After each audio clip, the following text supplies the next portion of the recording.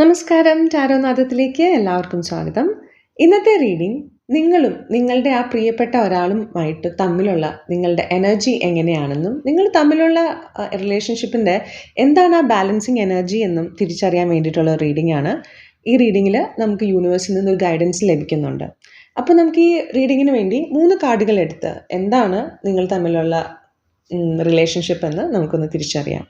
Okay, അപ്പം ആദ്യത്തെ card അത് നിങ്ങളുടെ എനർജിയാണ്. ഓക്കെ, നമ്മൾ ആദ്യത്തെ കാർഡ് എടുത്ത് വയ്ക്കുന്നു. രണ്ടാമത്തെ കാർഡ് നിങ്ങളുടെ ആ വ്യക്തിയുടെ ഓപ്പോസിറ്റുള്ള നിങ്ങൾ വിചാരിക്കുന്ന ആ വ്യക്തിയുടെ എനർജിയാണ്. ഓക്കെ, ഇനി മൂന്നാമത്തെ കാർഡ് നിങ്ങൾ പരസ്പരമുള്ള നിങ്ങളുടെ എനർജി, നിങ്ങളുടെ കണക്ഷൻ്റെ എനർജി എന്താണെന്ന് അറിയാൻ വേണ്ടിയിട്ടുള്ളതാണ്. ഓക്കെ, അപ്പോൾ നമ്മൾ 3 കാർഡുകൾ എടുത്തു വെച്ചു. നമുക്ക് ഓരോ കാർഡുകളും നോക്കാം. അപ്പോൾ നിങ്ങളുടെ എനർജി, അതായത് ആദ്യത്തെ കാർഡ് വന്നിരിക്കുന്നത് 7 ഓഫ് വാൻഡ്സ് ആണ്. ഓക്കെ, അതുപോലെ നിങ്ങളുടെ വ്യക്തിയുടെ കാർഡ് വന്നിരിക്കുന്നത് ഡെത്ത് കാർഡാണ്. ഓക്കെ, അതുപോലെ നിങ്ങൾ തമ്മിലുള്ള കണക്ഷൻ എങ്ങനെയുള്ളതാണ് എന്നറിയാൻ വേണ്ടി അതിൻ്റെ എനർജി സ്ട്രെങ്ത് കാർഡാണ്. ശരി. ഓക്കെ, അപ്പോൾ നമുക്ക് ഈ റീഡിംഗ് ഒന്ന് നോക്കാം. അപ്പം നിങ്ങളുടെ എനർജി വന്നിരിക്കുന്നത് 7 ഓഫ് വാൻഡ്സ് ആണ്.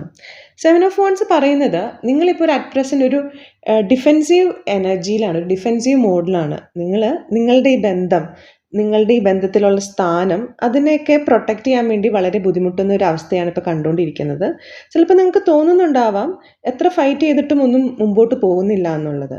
പക്ഷേ നിങ്ങളതൊരു ചാലഞ്ചായിട്ട് ഏറ്റെടുക്കാതെ നിങ്ങൾ ക്ലാരിറ്റിയോടെ മുമ്പോട്ട് പോകണം. അതാണ് നിങ്ങളിപ്പോൾ അറ്റ് പ്രസൻറ്റ് ചെയ്യേണ്ടത്. അതുപോലെ നിങ്ങളുടെ വ്യക്തി ഒരു ഡെത്ത് കാർഡിലൂടെയാണ്, അതായത് വലിയൊരു ട്രാൻസ്ഫോർമേഷനിലൂടെയാണ് ആ വ്യക്തി കടന്നു പോകുന്നത്. ആളുടെ പഴയ ആറ്റിറ്റ്യൂഡ്, പഴയ ടോക്സിക് ലൈഫ് സ്റ്റൈൽ പാറ്റേൺസ് അതെല്ലാം അയാൾ വിട്ടുകൊടുത്ത് ഒരു പുതിയ ലൈഫിലേക്ക് അയാൾ മാറുകയാണ്. സോ ഇപ്പോൾ അറ്റ് പ്രസൻറ്റ് കുറച്ച് സമയം ഈ വ്യക്തിക്ക് വേണ്ടി നിങ്ങൾ കൊടുക്കേണ്ടി വരും. നിങ്ങളുടെ ബന്ധത്തിലുള്ള അടിസ്ഥാനം നിങ്ങൾക്ക് തമ്മിലുള്ള വിശ്വാസവും സ്നേഹം, കരുണ എന്നൊക്കെയാണ്. അതിലൊരു കോട്ടം വരാതെ ഇരുന്നാൽ നിങ്ങളുടെ ഈ ബന്ധം കൂടുതൽ സ്ട്രോങ് ആയിട്ട് തന്നെ മുന്നോട്ട് പോകും.